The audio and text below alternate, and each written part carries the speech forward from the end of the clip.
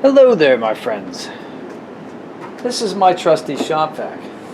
Now this thing's usually on the basement floor most of the time, and I just pull it around and it does its job. But for today's purposes, I put it on the workbench because I'm going to show you something tricky. So something I wasn't even aware of. So if you need parts for this, like you need the filter bags, for instance. So like I have the filter bags already, so I know which size filter bags I need. Same with the foam sleeve. There's a part number right here.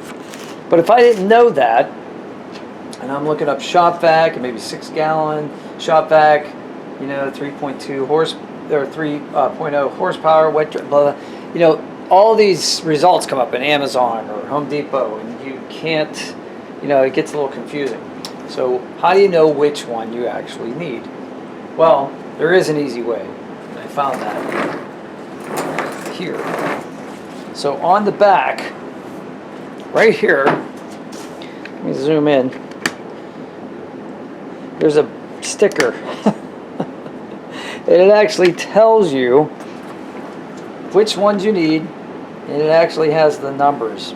And it even has a diagram showing you which one's which. So the cartridge, the filter sleeve, the collection bags, the high efficiency collection bags, the ultra, what does it say? Ultra web, clean stream HEPA filter, and reusable dry filter. And it gives you all the part numbers, the original part numbers. So that's where you can find that information. I hope this helped you, because I did not notice that.